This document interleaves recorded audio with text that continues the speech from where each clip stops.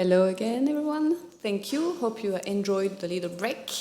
And we will follow up this, well, I was about to say this afternoon, but this morning, with an introduction and a welcome session about the 5 pitfalls as well that we can avoid for an energy transition projects. And Xavi Novella will actually do the presentation. So thank you, Xavi, for joining. He is our SVP of Energy. So welcome, Xavi. Thank you, everyone. Thank you for being here. So, we are a bit tight on schedule because it was a lot of interest in the previous session. So we will speed up a bit just to don't let you starve for lunch. So I'm going to talk about something that's not touched before, which is how are we transitioning to the digital world. So in every market, energy market, for example, there's digitalization. It's one of the most drivers in the last years, especially after lockdown and Corona. And I'm going to give some insights from our own experience of what to avoid when going digital. Before this, I want to present what's our group, Nemetschek. As you probably know, we are part of a big group, a public listed company in Germany, in the Frankfurt stock market. Nemetschek is a big group of brands, of companies, which operate along the life cycle of the building.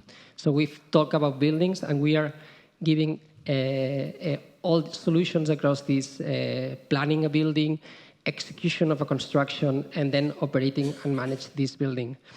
We at Spacewell are on the final part and the most important part, which is the operation of this building.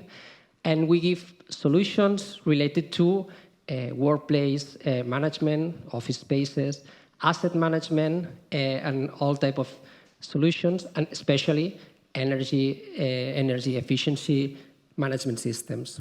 So we at Spacewell have different solutions, and concretely at Spacewell Energy, as you already know, we have lots of partners who are trusting us from several years ago. Lots of organization serves, a lot of data points, and these insights has to be put at the service of you. So we are on a mission to help people and organizations understand and optimize their energy use. And as you know, we are living in Verdantics in this AI-powered energy intelligence SaaS solution. So pure SaaS, born in Barcelona and now grow in Germany. So I will begin sharing my insights about how to avoid bad digitalization transition, what we should not do when going digital.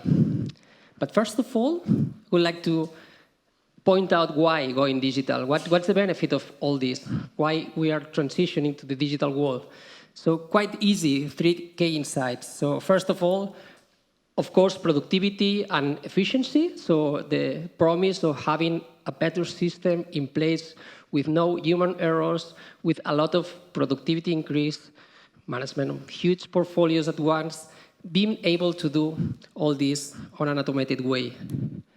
Of course, info sharing and collaboration on a global scale, a massive scale.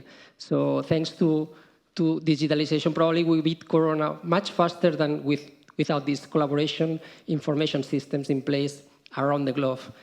Moreover, without this digitalization, probably we have been struggling and suffered a lot more in these lockdowns that we suffered a couple of years ago. So, important thing of digitalization. And last but not least, data-driven decision-making. This is one of the things that digitalization brings to the business, is data-driven decisions. We can gather a lot of data, convert this data into insights, valuable information to meet the key decisions. And in a changing world, this is becoming key, because decisions made now with this data will be otherwise with other data in 2, 3, 4 months. So this is key, to have the right information at time, real time. Okay? So this is the key benefits of what we are going to do when transition to the digital. And the promise of this digital wall is, for example, here, when you can see how the price of solar panels, for example, this is a comparison from the 70s to now, had decreased 100 times, more than 100 times, just by putting technology on this. And technology, this digitalization is part of this technology. So thanks to this, we are able to reduce costs massively and have better efficiencies with digitalization. Of course, this is not happening at the same pace in all industries. So we can see that production of wind turbines or photovoltaic or memory had different scales when going digital. So technology applied digitalization will go by neighborhoods, not at once. And the promise of digitalization, so one thing, around 5%, is an important number. Why is that? Because we know there are global studies that are assuring, I've been talking with some of you on the coffee break, that there are several studies proving that by installing an energy management system, you can save up to 5%, between 3 and 7% of your energy, just by having eyes on what you are consuming, just by detecting that nights, overnight, you have passive consumptions that weren't expected, or peaks or leakages, whatever. So just putting in place eyes, data on all these consumptions. So let's start with the pitfalls. What are the pitfalls that you should avoid when going digital? And I'm not meaning on the energy sector, I'm meaning generally on technology. So first important one, don't lose your advisor. So when you are partnering with someone, you call it a vendor, I call it a partner, someone you have to trust. You are like partnering, you are having a relationship with the subject matter expert of that technology, of that sector. So your business is yours, and you will need some advice from your partners to drive to the perfect wall. And the perfect wall is one where your trusted advisor can teach you and can lead you to this journey. So very important. Don't underestimate the relationship you have with your partners, because they are the eyes on you for these technologies. Okay? Very important one. Second one, don't get stuck in the past. This is a very important one, and for me, probably the most underestimated, and I've lived it on my own flesh. Because when you agree upon a service with your vendor, with your partner, you have in mind what the services are expected from this, and this is very important. So it's a match. So you have some services because you agree upon a service agreement, and you get this service. But what happens when this relationship starts running? So in a couple of months or maybe a year, you will have some needs that were not in that agreement. And you expect to have these needs covered as well, of course, because the world changes, evolves. And your vendor, your partner, will be ready to provide a solution because on their own, they are working on these new solutions, new needs for this same market. So that's very important. So we have, for example, a SaaS company called Intercom, which is providing communication in-app. This Intercom was several years ago just a communication platform with the customers inside the app. But now, 8 years later, Intercom has AI-driven solution making for insights to this customer. You can provide inline help in every single part of your app with the same, of course, a bit more expensive, but with the same solution that you hire and you had got 8 years ago. So very important, don't stuck in the past. Have a partner that go with you in your business, okay? Third one, very important, quite obvious. Don't end up in a digital silo. So digital means data, it means decision making, but it means also connecting to a global world. So refrain from being with someone that is willing to do everything for you. It won't be possible. So no one has, neither Google or Microsoft will have all the money to do everything for you. And why is that? Because there are many solutions in the market, many needs, and you will have specialists in every area. So when going digital, it's very important that you have open APIs, microservices orientation, something that allows you to connect and to avoid remain chained to a solution, to a system. That's very important. So the more open your systems are, the more interconnected will be, and the easier will be to connect the whole chain. If you look at the leaders, Salesforce has an market change with a lot of apps.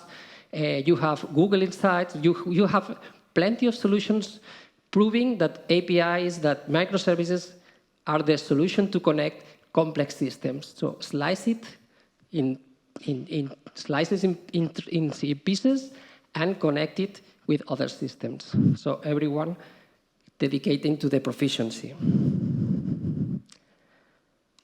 4, don't underestimate the price of your time.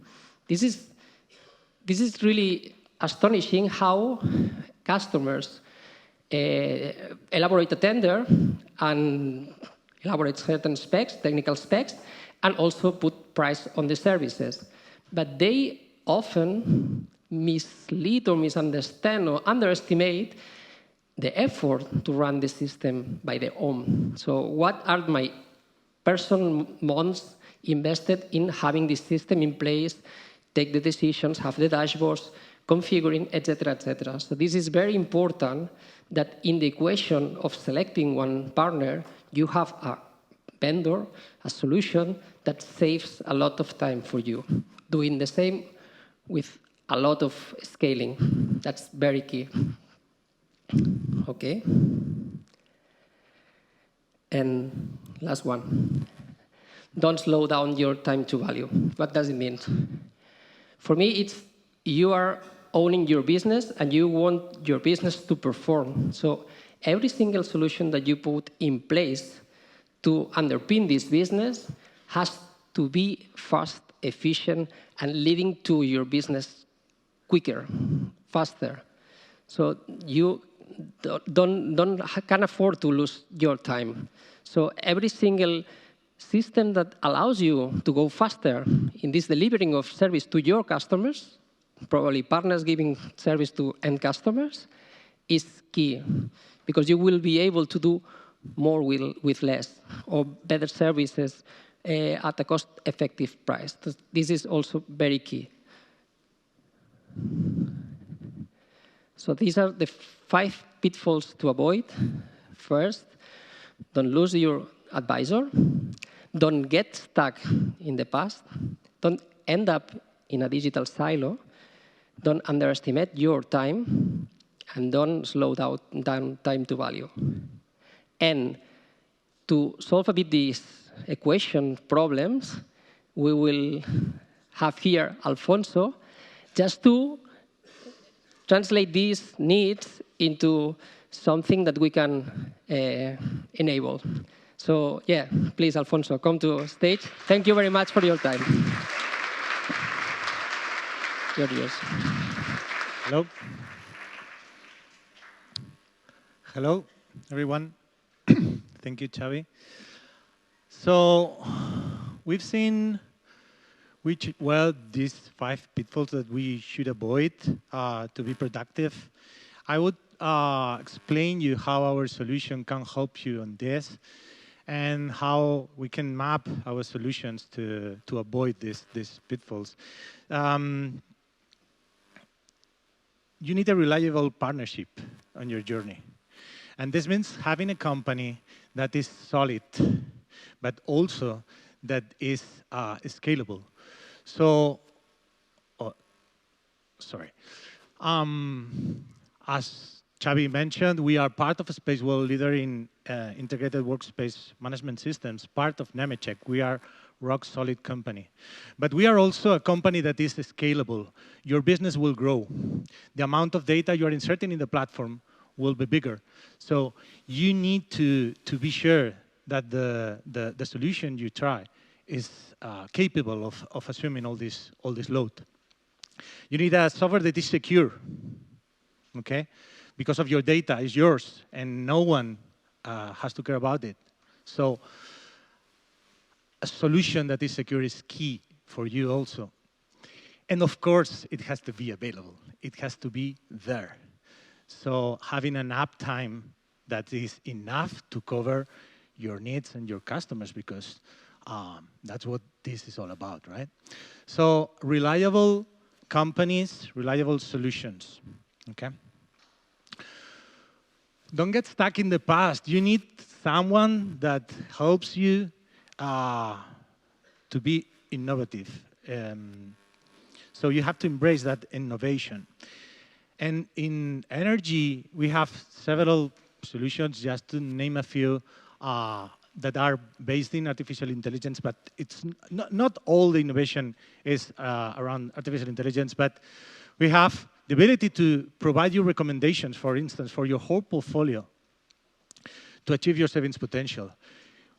We can provide you with automatic anomaly detection, for instance, so that you can focus on solving the problems rather than searching them, okay? Portfolio benchmarking, of course, you need to have a clear overview of your buildings and where to start and where to prioritize the savings. And other bunch of AI power tools like power optimization, baseline creation, forecasting, and so on.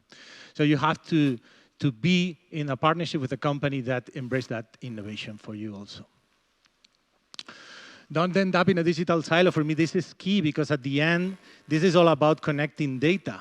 So you have to stay connected. You have to stay informed. And to stay connected, we have the data insertion API capable of assuming all the energy data and other meters and variables data that is coming from all your buildings. Centralize it. Homogenize it and give it to you so that you can consume it. But it's not only about inserting data, it's also about connecting to your other businesses areas. So through the API, you can both insert and read data to connect to your business reality, okay? So energy data mixed with yours. And that's also where the apps market can help you because you can, there are some public apps, but also custom apps that are private, that are yours, and that enables you to develop your own roadmap on top of our platform. So at the end, it's about stay connected to your world, okay? And ours, that is the energy efficiency. But also has to be informed. And our reporting solutions, like dashboards, reports, and custom reports, and real-time alerts will help you to stay informed about what's happening, okay? Again, don't understate the price of your time, because at the end, it's not about price. It's about the value a solution gives you.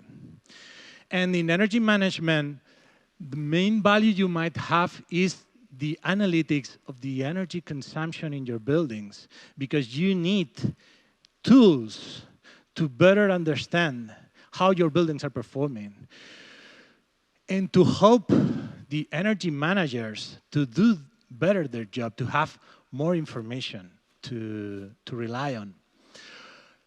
Of course, if there are no savings,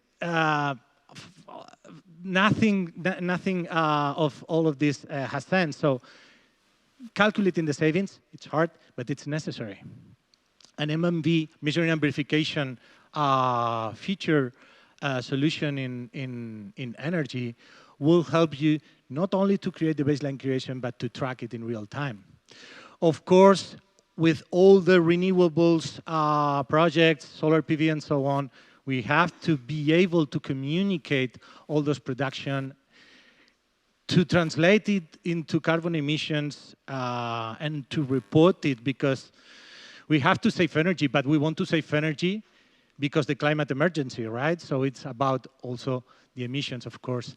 And last but not least, you have to put value for you and for your customers in your way. So a fully customizable platform that will allow you not only to brand, but to do your own reports and so on. So this is the value, to name a few of the solutions, that you have to take into account, and they have to save you time. And again, related to time, do not get stuck with the settings. Focus on your business. This is about your business, okay?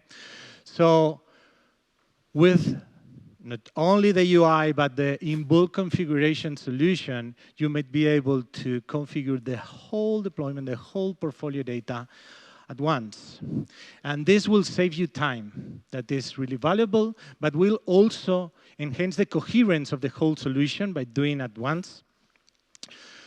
And of course, will speed up your setting towards the value, okay? If you have any doubt, you need answers. And answers will be provided from our generative AI chatbot, new chatbot that is right on the platform to provide answers to your questions. And if that AI is not enough, our support service will be there also to help you. But this is previously to what really matters. That is your business, okay? And we are here from our customer success team and dedicated agents, and even through our energy services team, to help you to succeed on your business and to develop your business, okay? So, we've talked, well, it's been talked about the white certificates, or the CAEs. So I would like to explain you how you can deal with the CAEs with our solution, okay?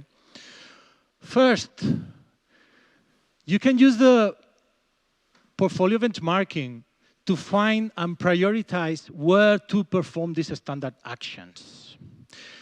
You have a big portfolio maybe, you want to do these standard actions, but you need to start figuring out where to start, which is the building that will benefit the most. So you can evaluate and prioritize these investments. Identify where you should start investing at the end, okay? As you are seeing in this GIF, you can sort, you can filter, and find the buildings that will that are more suitable for a certain area that you are expert on, to provide this kind of energy performance measures, and to see where to start with these white certificates, okay? So benchmarking to plan where to perform these actions. But then also to evaluate, plan, and execute your singular projects. Singular projects have to be found. So centralizing all your energy data from all your business buildings to discover, to plan, and to size the savings, okay? You have to be sure of what you are doing and what is the potential that you expect from there. And you need tools to analyze all this data. And of course, then tracking to guarantee your success, okay? To plan your retrofits is also to define the reference. You will need to have a reference of how is my building performing now, so that when I do the retrofit, I will see the difference. And this is a capture from our baseline generator solution that will help you to really and accurately define how your building is today, to be compared to how the building will be after your retrofits. To discover areas of potential savings, of course, through the benchmarking, as I mentioned, and to ensure the savings are achievable using advanced analytics tools. And this is the part, I will talk about this also later, but do the retrofits. Do the retrofits because doing means saving energy, not doing a thing and forgetting it, right? So it's kind of a process. You have to ensure you are producing savings since the energy performance measure is in place, okay? To monitor this performance, to visualize those savings, I want to see them. I want to be sure they are real. They are real savings, okay? And of course, to use alerts to track if anything goes wrong or any variable are not in the desired level. We need to check, but check is kind of, I've done this and I want to check if it went well. Yeah, it's after doing comes checking, right? So we want to measure and verify those savings, but we want to do it regularly, sorry, and to demonstrate them through reports, through dashboards, and so on. But doing means constantly checking. Checking the savings is at the end of this project. And we don't want to wait until the end to see if it went well or not. That's why we should check constantly. And act and react really quickly. If any energy performance measure is underperformant, we have to know it the fastest possible, okay? Every single day. So we've talked about these energy performance measures, these white certificates, but also related to the energy communities. This is an area that I really like because at the end, as John explained, we are all connected and we can benefit one from each other, okay? So of course, well, of course, I don't have a roof. I don't have it, but my neighbor has. So we have to be able to connect all this. And we must embrace the renewables in our community, okay? So having energy balance analytics of which is the energy that is being produced, consumed, which comes from the grid, or which is on our storage system when we have one, because nowadays it's not that common. But we can connect generation, we can connect the grid, the loads, and the storage.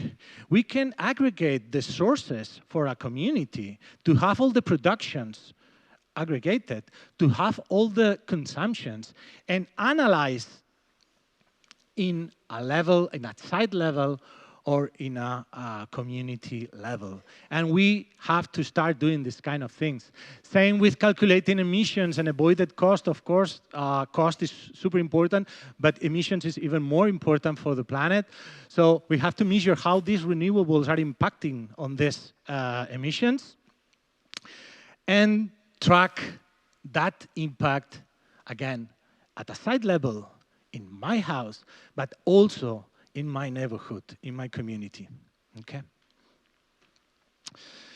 We have to track carbon emissions reduction. We have to set targets. We have to ensure this climate emergency is well addressed, right? And to set greenhouse gas targets, reduction targets, and to monitor them in real performance. We have to be sure that emissions are lowered. And this has to be done also at a community level. And last, we have to share the results because to engage the community, they must know what is being done. So create dashboards, share them, send them to your neighbor, share it with your cell phone. You have to engage and you have to communicate the improvements, okay? And analyze this performance at a community level, okay? And this can be done right from the dashboards, your phone, or wherever you want to see them and to share them. Okay. Good. And I've talked about an energy management software, but you need a system. Why you need an energy management system? This is a key part, and I just introduced briefly with the doing. Saving energy is not about installing new equipment. It's not an event. It's not something you do and it's done. Okay? Saving energy is the process. And this, and in the ISO is also explained, this plan, do, check, act cycle has to be done. But it has to be done with a good cadency, let's say. We have to plan our retrofits. We have to install that new equipment to check if it's working and to react to the results and continue iterating. But again, what do means in energy saving, getting things done means saving energy, not installing a new device. Because if that device goes underperforming in 2 weeks, it will not produce savings. So we need to ensure the savings are there. And to do, we have to continuously check the savings are being produced. And I don't want to go to a yearly frequency. I want to go to a smaller frequency so that we can react continuously to the information we have. And even I don't want to do it monthly and waiting to the bill, because the bill maybe is too high and that's too late to react. So I want to go real time. So the higher the granularity you have, the better options you have to react, okay? Because at the end, doing in saving energy is about validating continuously the savings are real. If I change a device, but I don't check there are any savings, I will not succeed. So it's about validating continuously the savings are real and protecting them. We have to protect them in real time, okay? And that's the only way to succeed in energy management. It's the only way to succeed if we want to lower the energy consumption and to have a better world for the future. And all the teams here in both energy and around the whole Spacewell, we are here to help you to succeed, okay? So thank you for your time. Thank you so much, Alfonso. So where do we sign? I'm ready. I'm signing right away.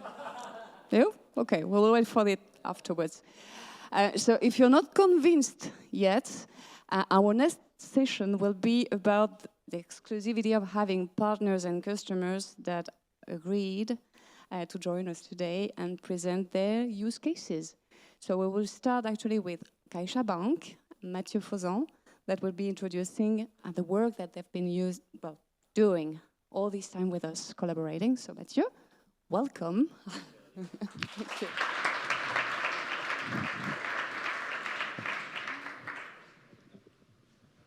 Next one. Yep. Yes? Wonderful. Okay, thank you. My name was easier to tell for you than the previous one, right? Okay, let's see how the translator deal with this Spanish, French accent, so we'll see. Just before talking about the project itself and the partnership with Spacewell Energy, let me give you a quick overview of what CaixaBank Group is today. Today, CaixaBank is the result of 13 years of organic and mergers and acquisition due to the restructuration process in the banking sector in Spain.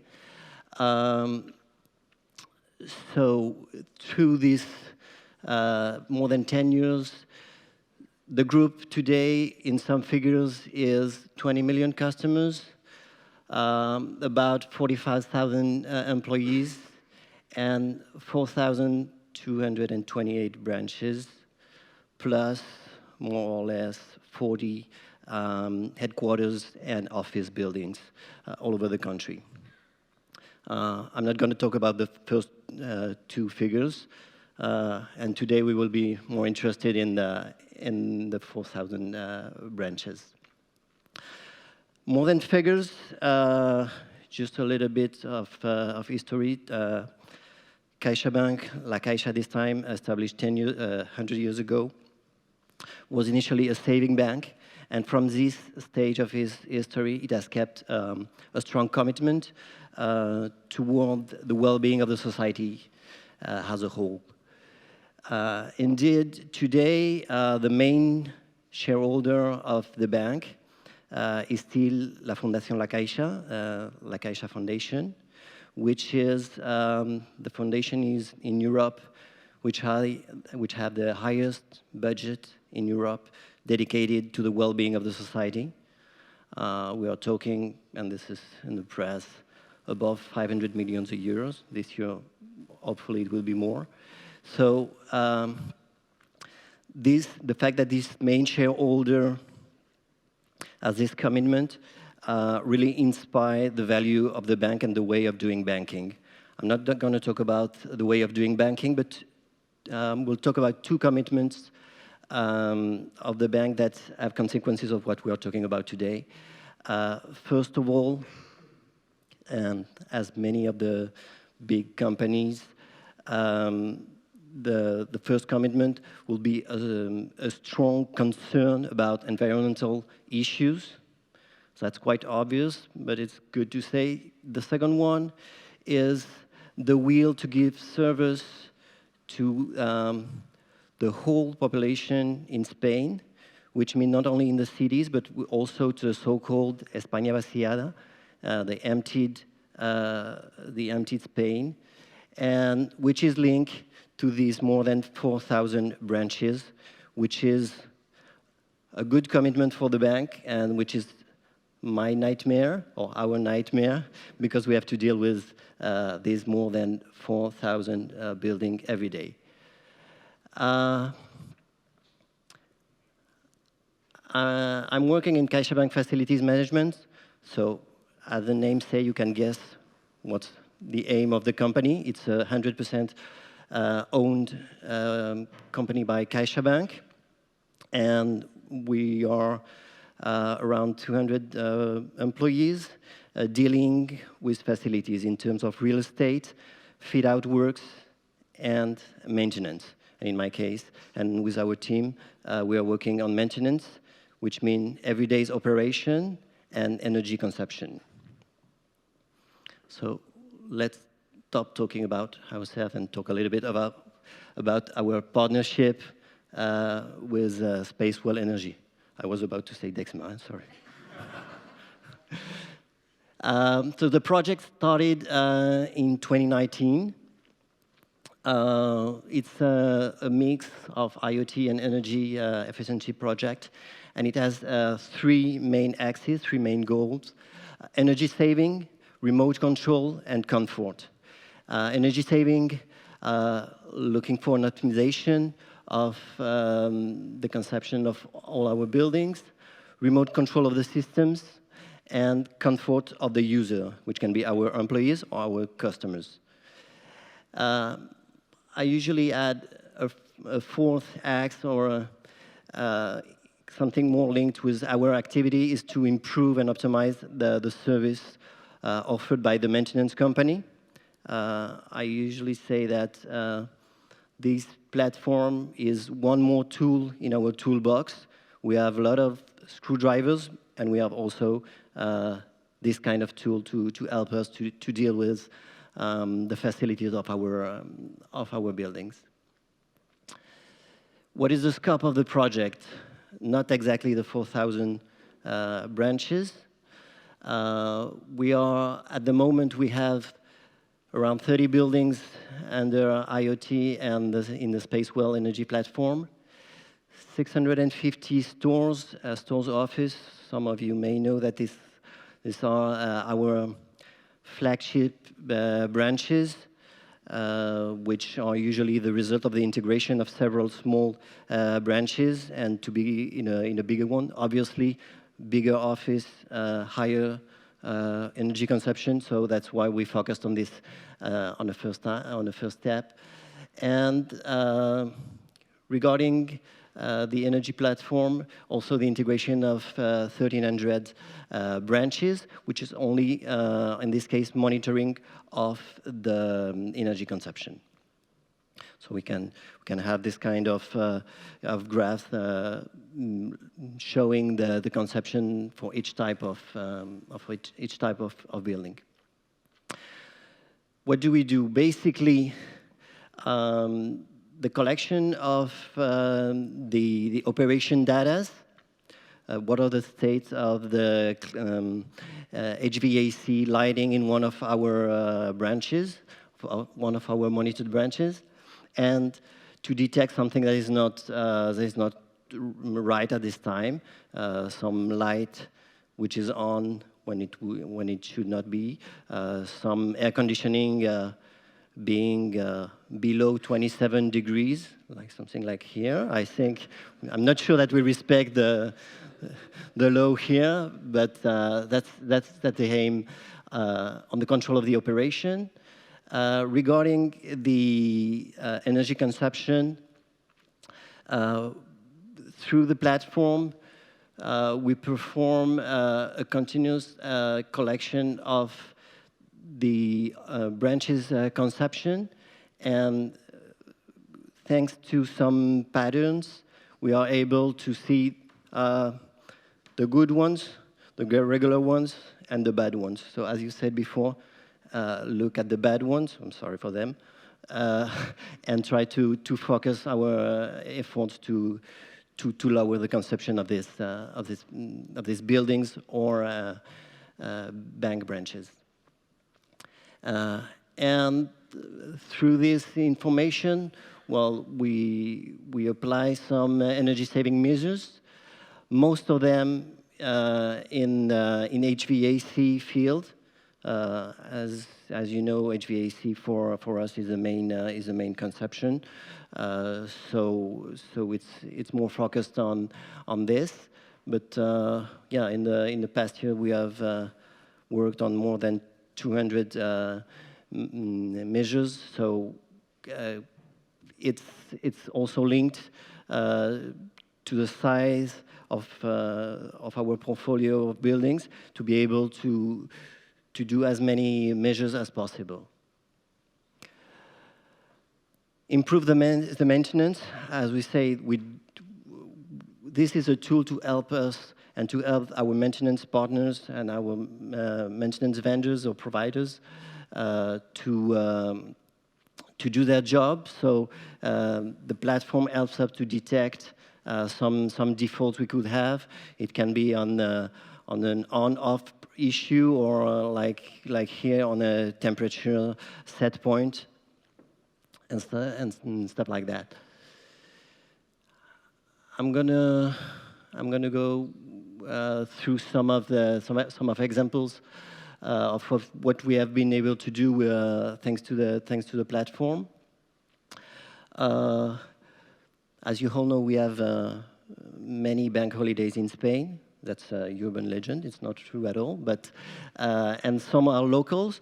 So the platform helps us to program every year the operation days and the bank holidays. So just to be sure that we do not have an HVAC system or lighting on a day when the branch is closed.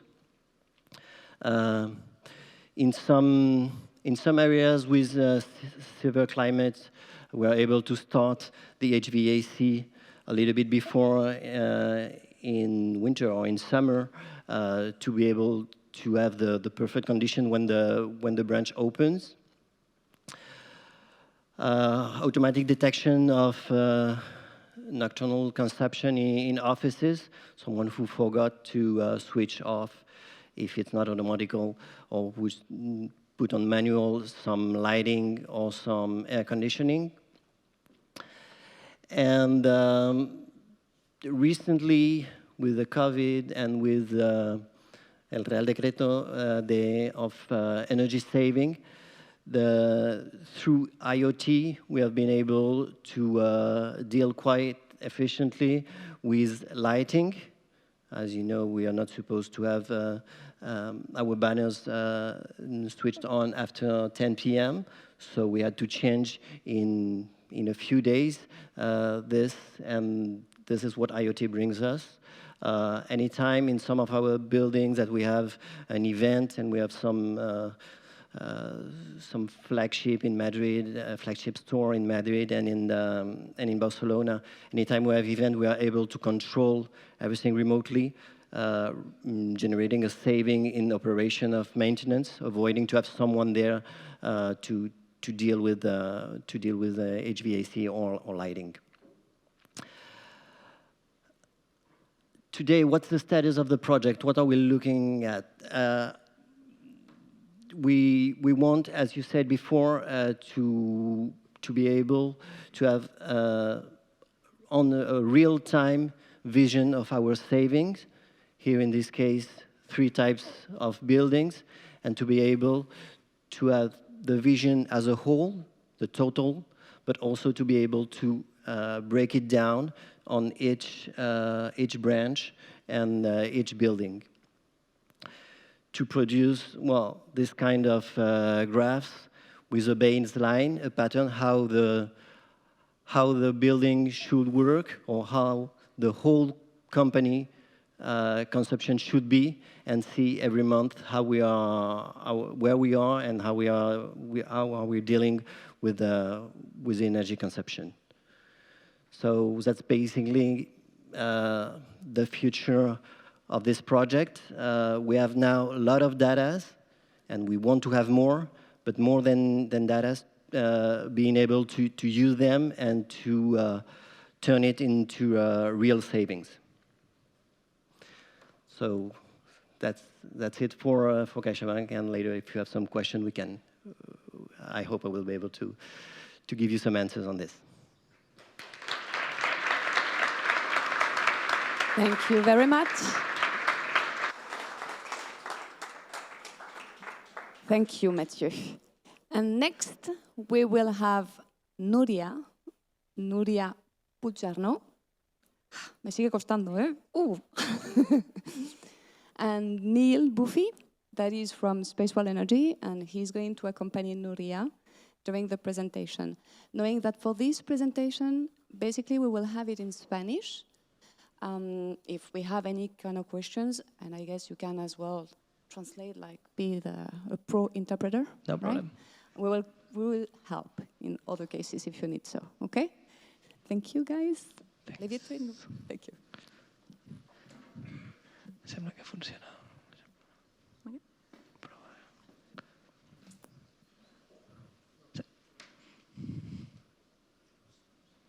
Hola, buenos días. Les vamos a explicar un poco pues, el caso de Bonaria.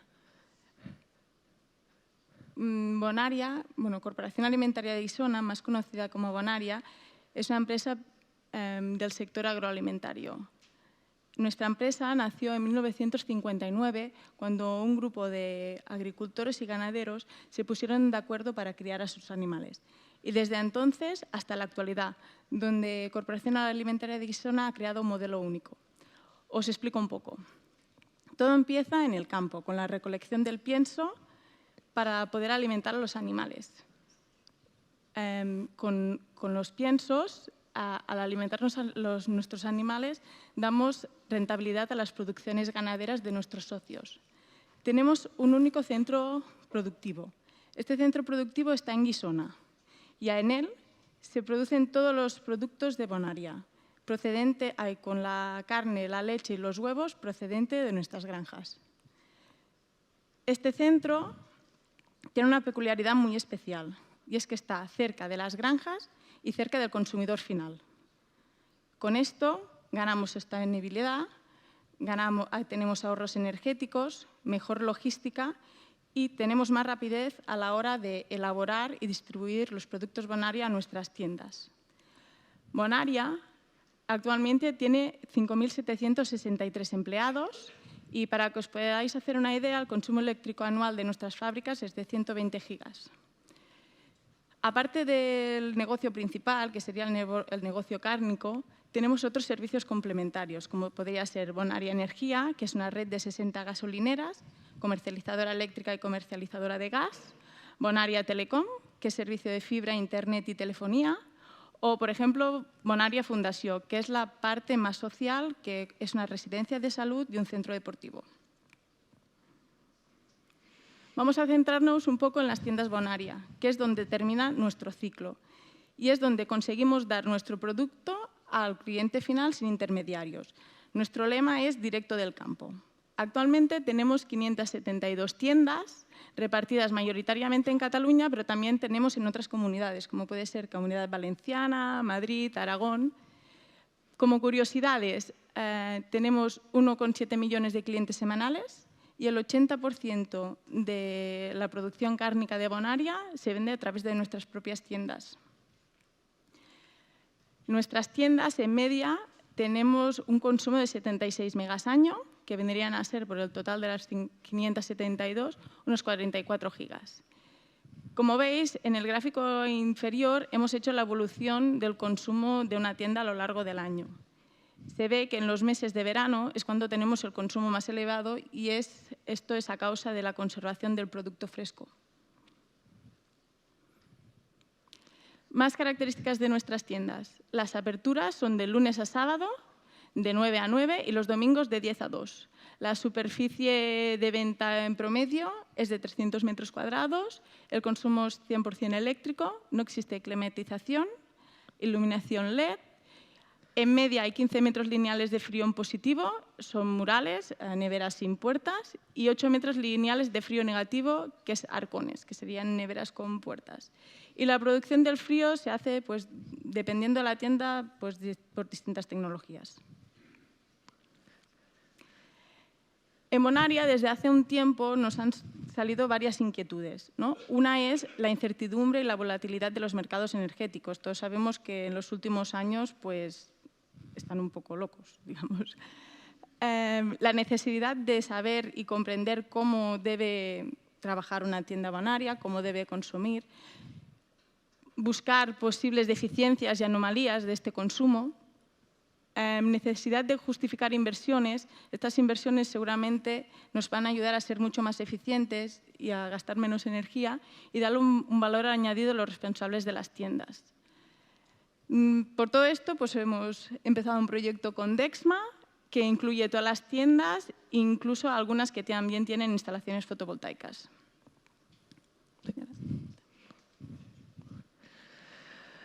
Exacto. No es como en el caso de CaixaBank, que llevamos ya años trabajando en forma de partners, sino que aquí empezamos recientemente el año pasado haciendo un piloto. Bueno, entiendo que aquí habrá muchos comerciales que entenderéis que iniciar un proyecto grande es difícil y siempre se empieza con un piloto para ver si funciona o no funciona.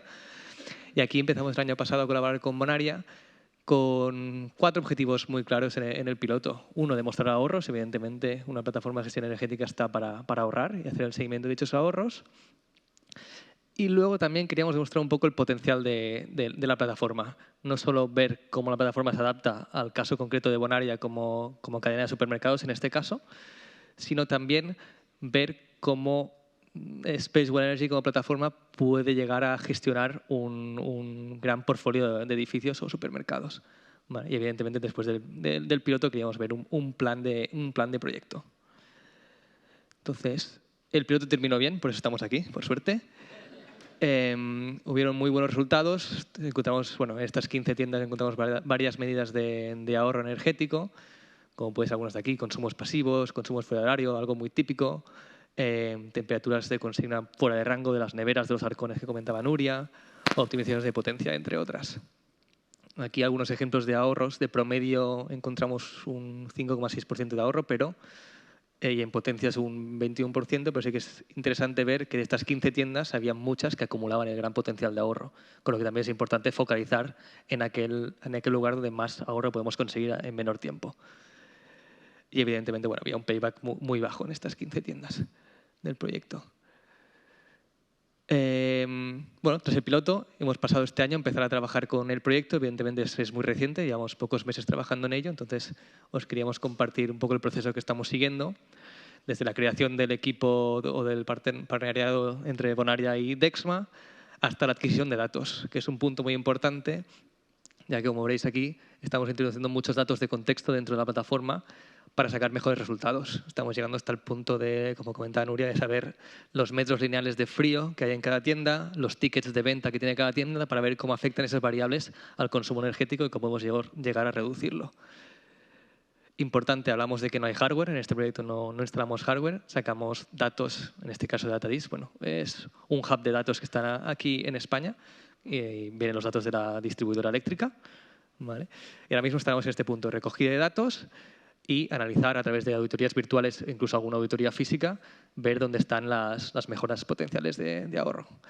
Y a partir de aquí, bueno, aplicaremos las acciones, ya sea con inversión o sin inversión, ya sean de gestión o si hay que cambiar alguna máquina de frío o hay que hacer algún cambio a LED, que normalmente ya lo tienen hecho, ya vienen bastante eficientes desde Bonaria, pero bueno, puede ser que en algún caso podamos valorar eso.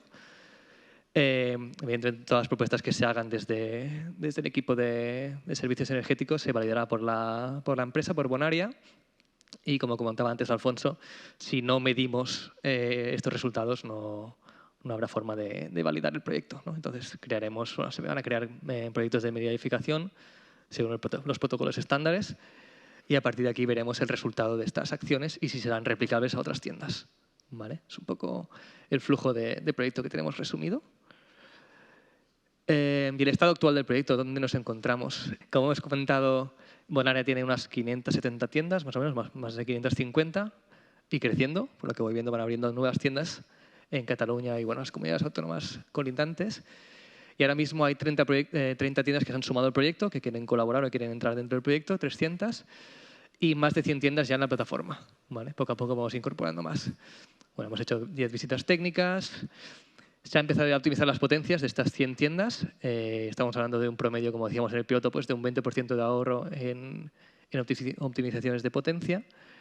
Y estamos en el tema del estudio de MAES. Una imagen rápida de las auditorías virtuales que la mayoría de partners ya conocéis, ¿no? Que te detecta qué tienda es más o menos eficiente. Y luego aquí os mostramos un gráfico en el cual cruzamos consumos, con temperaturas exteriores, con compras, con tickets de compra, que sería un poco el gráfico en amarillo, para ver un poco de qué depende, ¿no? Exactamente el consumo en una tienda de Bonaria y ver dónde tenemos que atacar para ahorrar. Vale, valor añadido del proyecto, es decir, ¿qué esperamos a partir de ahora o qué estamos empezando a hacer ya en este proyecto? Primero de todo, tener el dato de consumo a tiempo real o día +1. Evidentemente, hasta ahora, como también comentábamos antes, no es lo mismo tener facturas e ir viendo mes a mes qué está pasando, sino tener el dato en tiempo real, entre comillas, te permite más flexibilidad y más velocidad en la actuación. Y después, una cosa muy importante que siempre nos comentan desde Bonaria es que ellos tienen un budget limitado anual, ¿no? Para hacer actuaciones, ¿no? Pues cambiar una máquina de frío porque es antigua, o cambiar a LED, o hacer renovaciones en tiendas. Entonces, aquí lo que intentamos buscar con Bonaria es darle este dato final que le pueda dar el paso a validar una acción. Es decir, cuando tienen un budget limitado, pues decidir si van a hacer una cosa o la otra. En este caso, pues hablamos de renovaciones de equipos de producción de frío, cierre de murales verticales, si hace falta cerrarlos o no, en qué tienda será más eficiente o menos eficiente, modificación de temperaturas de consigna, bueno, un montón de medidas de ahorro que sin datos no se pueden llegar a justificar, ¿vale? Y evidentemente después vamos a seguir, como hemos comentado, todo el tema del ahorro energético y valorarlo a través de las líneas base. También, cómo se está utilizando la plataforma, un poco vincular el proyecto, lo que estamos explicando, con lo que ha contado antes Alfonso desde producto, ¿no? ¿Qué herramientas del software de Spacewell Energy estamos usando ahora mismo o usaremos en el proyecto? Cuando hablamos de integración de datos, fácilmente ahora mismo estamos sacando datos de Datadis, ¿vale? Que es la plataforma, el Data Hub o el Hub español, pero hay otros hubs europeos de los cuales se pueden sacar datos de energía sin tener que hacer ninguna inversión en hardware. Configuración masiva. Al final, el software permite configurar rápidamente todos estos datos de contexto que si tuviésemos que ir uno a uno en un Excel introduciéndolos, podríamos estar bastantes meses. La analítica masiva, lo que comentamos, auditorías energéticas virtuales. No podemos hacer visitas a las 500 tiendas de Bonaria, sí que están cerca, pero no tenemos recursos suficientes o el proyecto no sería rentable. También el cálculo masivo de optimizaciones de potencia, que ya hemos comentado. El uso de dashboards, al final tenemos unos KPIs de proyecto que tenemos que seguir y tenemos que mostrar al cliente, ¿no?, que se están logrando esos KPIs, y los dashboards son la mejor herramienta, ya sean dashboards o hacer un informe de los dashboards, pero son KPIs que se actualizan al día a día, también en tiempo real. Y finalmente usamos la herramienta de medida y verificación para seguir estos ahorros según el protocolo internacional, que en este caso usamos el IPMVP. También importante destacar, en un proyecto no todo es fácil ni es perfecto, entonces queríamos compartir con todos vosotros las barreras que nos hemos encontrado en este caso con Bonaria, o que nos hemos encontrado un poco en conjunto, ¿no?, que todos lo sufrimos. La dependencia que tenemos un poco del interés de las tiendas. Aquí desde Bonaria, desde el servicio técnico de ingeniería hasta alta dirección, podríamos decir que están partícipes en el proyecto, están de acuerdo, están empujando a que el proyecto se tire adelante, pero al final dependemos de un responsable de una tienda que acepte o no entrar dentro del proyecto. Entonces, bueno, hay un poco de pedagogía y de seguimiento para que estas tiendas se adhieran al proyecto. También DataDis es muy fácil acceder y sacar los datos, pero para depende de qué persona, temas de certificados electrónicos y acceder, bueno, puede causar un poco de dificultad, que estamos ya tratando dentro de Spacewell Energy para mejorarlo. Y la calidad de los datos. Es importante también saber que en un data hub, un hub como DataDis, los datos no siempre son reales, a veces son simulados. Es decir, la distribuidora pasa datos mensuales y a partir de ahí pueden generar una curva estimada, con lo que no siempre tenemos 100% datos a horarios reales, con lo que también tenemos que jugar con ese dato, ¿vale? Y a futuro, nuevas oportunidades. Lo hemos comentado antes todos los ponentes de la primera hora, ¿no? Estamos hablando de CAES, en Bonaria también tiene una comercializadora eléctrica, aparte de muchas cosas que ha comentado Nuria, con lo que se pueden beneficiar de los CAES dentro de casa, no hace falta que salgan fuera, ¿no? Pueden ser sujeto delegado, sujeto obligado y cliente final, pueden ser todo. Auditorías energéticas, estamos hablando de que el año que viene tendrán que cumplir con las auditorías energéticas, 2020 y 2024, con lo que tocará hacer auditorías energéticas y con todos los datos ya en la plataforma podrá ser mucho más sencillo. Y también comentamos directiva de eficiencia energética. En unos años, Bonaria se verá obligado a tener una ISO, un sistema de gestión energética, según la directiva. Con lo que cuanto antes empecemos, mucho mejor para tener ya todo ordenado y que sea más fácil para cumplir. Y poco más.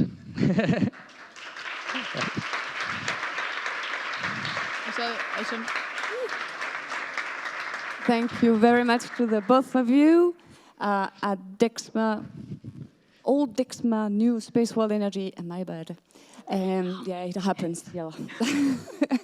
Last but not least, we will, please welcome Team Toldbold. Yeah, well said? Yeah, cool. Correctly. Energy management consultant for NIRAS, and you will be explaining the use case of one of your clients, right? Correct. So thank you very much. If you want Thank you. Here.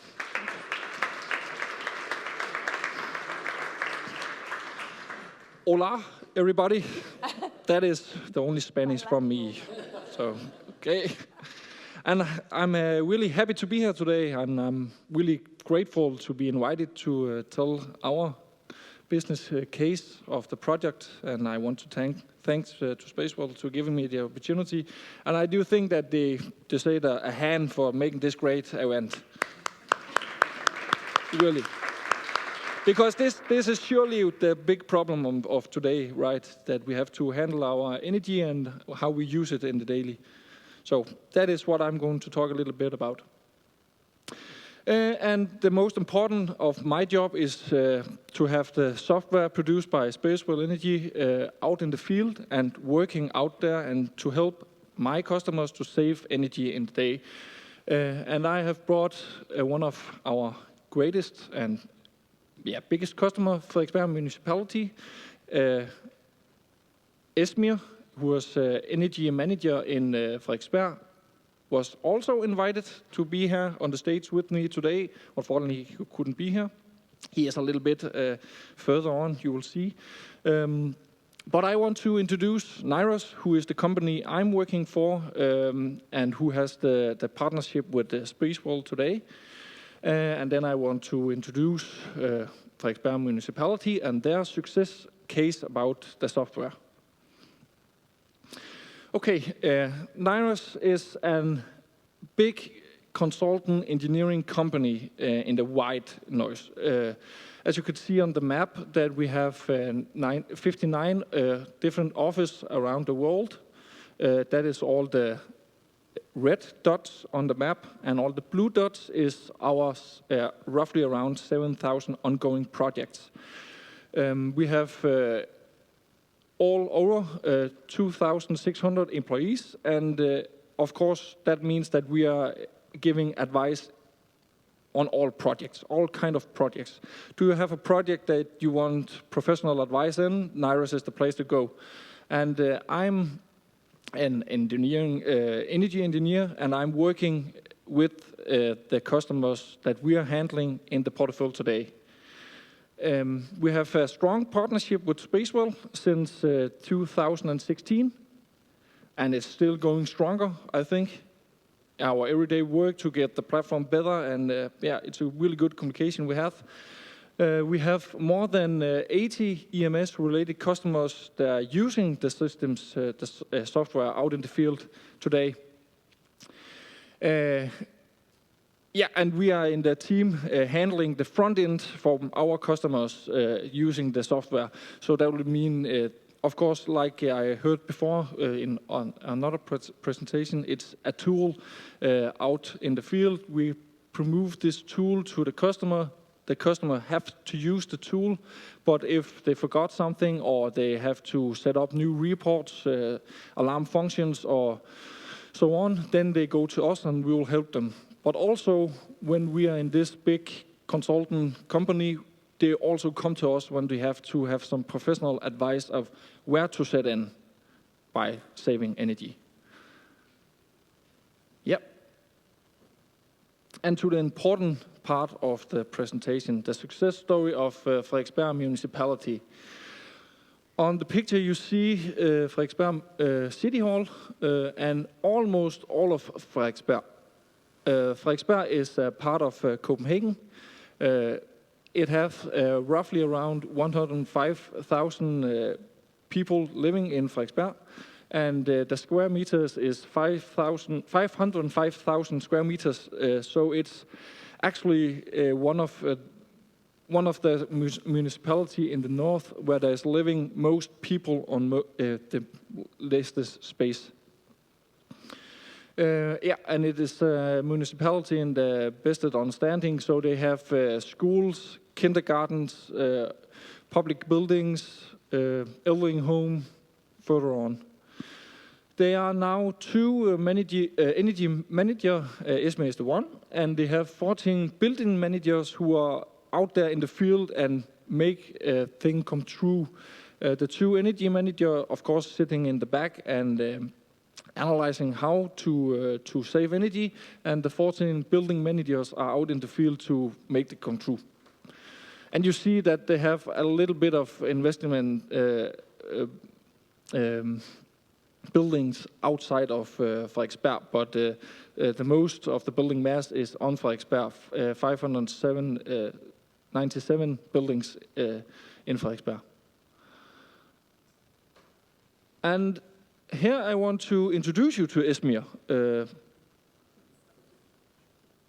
Where? Just one more time? Great. Esmir.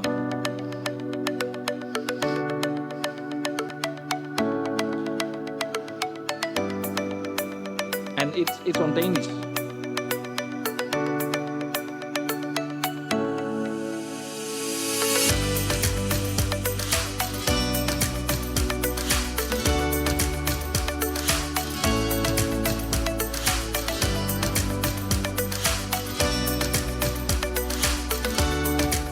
Ja, projektet her har bidraget til vores forståelse af de potentialer, der er omkring databaseret energistyring, ved at vi har fået et nyt energistyringssystem, som i dag kan meget mere end vores gamle system kunne.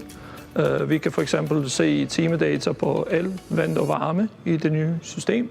Og der er også kommet nye funktioner, som gør, at vi hurtigere kan for eksempel opdage vandspil og energispil i de kommunale ejendomme.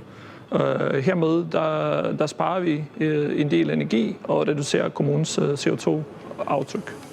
Next step er, at vi begynder at bruge de her data både aktivt ud mod vores brugere ude i bygningerne, det vil sige, at vi bliver mere oplysende, mere rådgivende, mere vejledende over for vores brugere, hvor det er i dagligdagen, de kan gøre en indsats for at nedbringe CO2'en, eller hvor vi kan spare på el, vand og varme i det hele taget.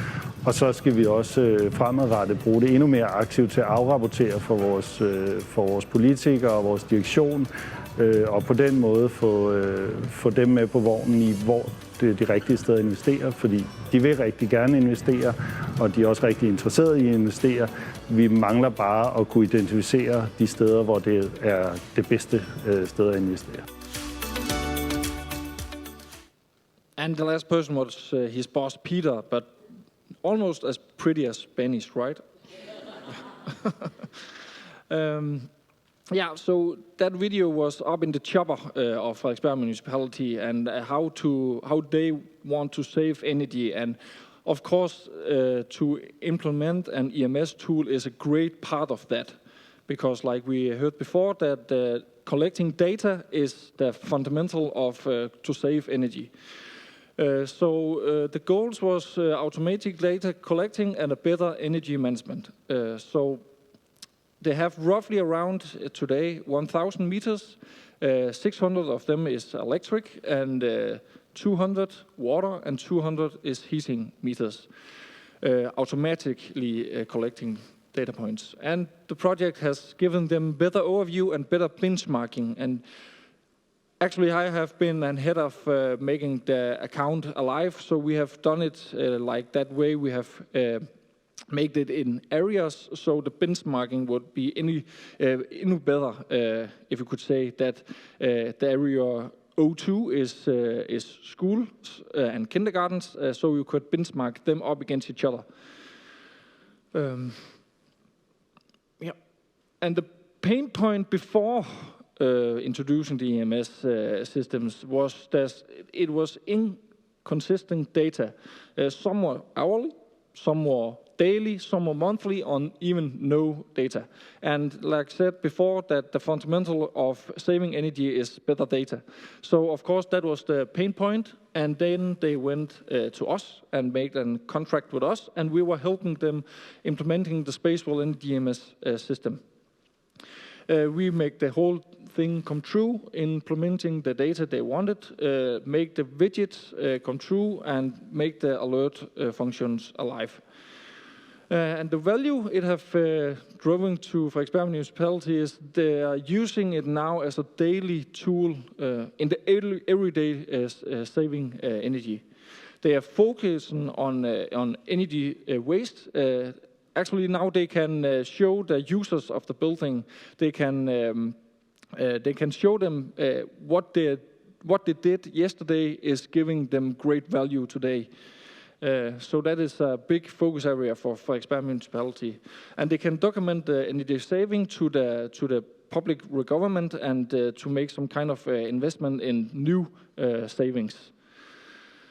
Of course, benchmarking and a big one, reducing wastewater, because they have a lot of problem with that in history, because there has been so bad collecting data on water.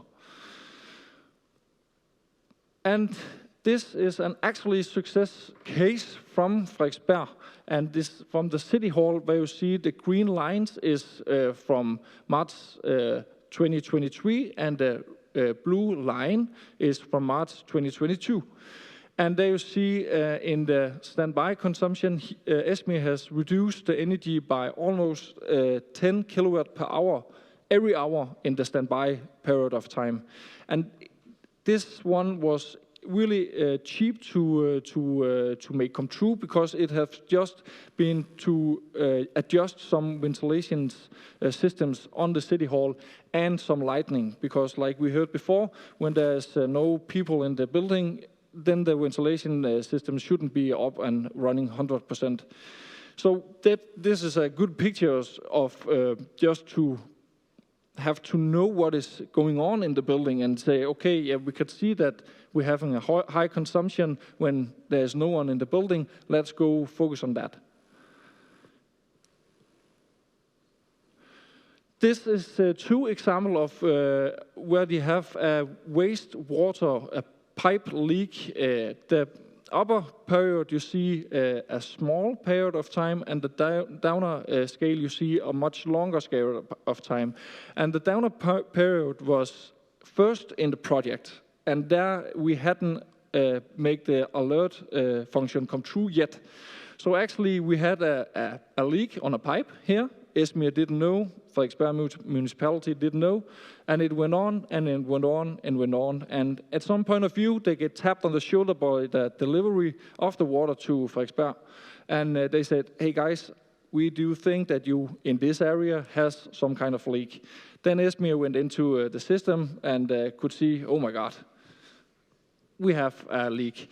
And they could see actually that it was on a local graveyard.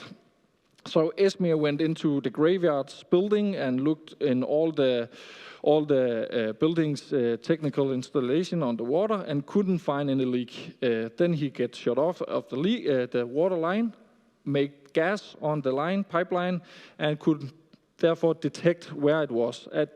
It was out in the graveyard. Bad day at job, but Esmir just said there, and somebody digged. Yeah. And the upper scale, you could see it was where the alert function was up and running. And of course, it was on Friday afternoon. There was some leak somewhere. And Monday morning, Esmir saw the alert in his mailbox and could take much quicker reaction. And this was actually one toilet leaking on a school. One toilet. Yeah, and this is where you can see the whole bigger picture of the consumption saving on Frederiksberg. And this taps really good into Xavi's 5% of just having focus on the energy, because you could see it on electricity, it's 8.19% they have saved since 2023 to 2022. And on heat, they have saved 6.13%. So that is roughly around 5% they were told. Yeah.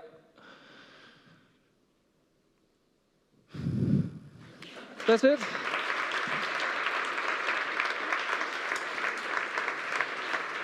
Tak. Great. Tak.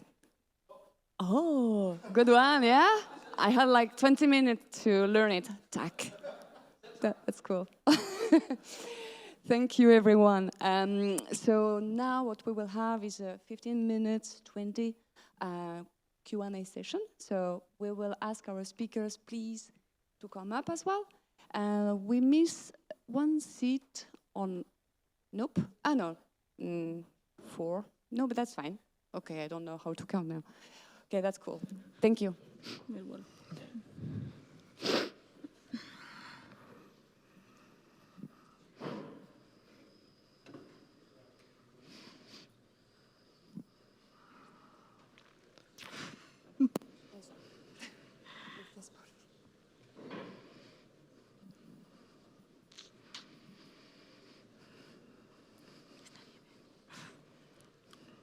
Hello.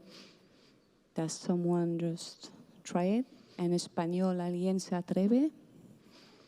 ¿Alguna preguntita? One question? That's wonderful. If everything was clean and transparent, you're saved. Oh, there was one there. Okay.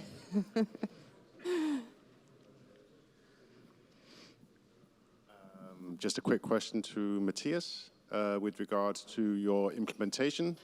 When you rolled it out, what difficulties did you experience in rolling out or implementing these devices across so many locations and buildings? Is there a high-level kind of summary of pain points? Well, basically the main issue has been money for the implementation. and to also, for the implementation and also to develop all the system to the scale of the bank and of the portfolio that we have. So that's the reason we really need to be able to show all the saving produced by each hardware installed. We are, first of all, a bank, so return on investment is the first thing that is looked at. So that's the main issue, to be able to do a large-scale development of the hardware and of the software also. And did you have an external partner to assist you in doing that? Well, actually, Spacewell Energy as a partner on this project. Maybe Neil, you could talk a bit.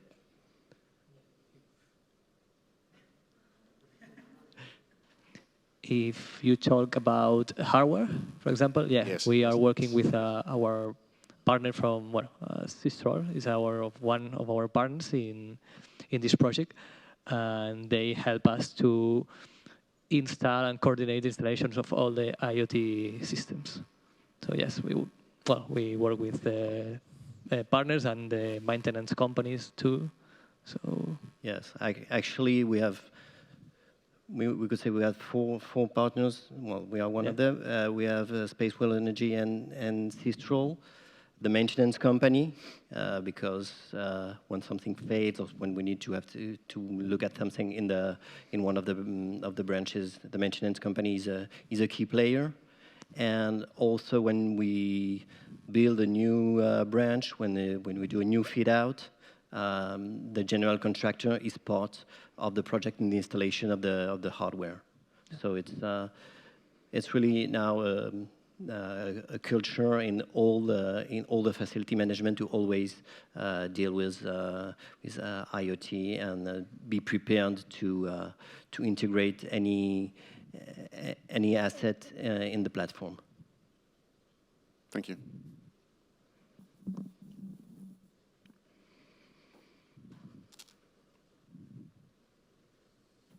I think you are hungry, right? Mm. Is this time for us to go and have like a lunch? That would be nice. So if you want to join us now, we'll have the lunch in the same area where we had the breakfast this morning. Well, breakfast break this morning, okay?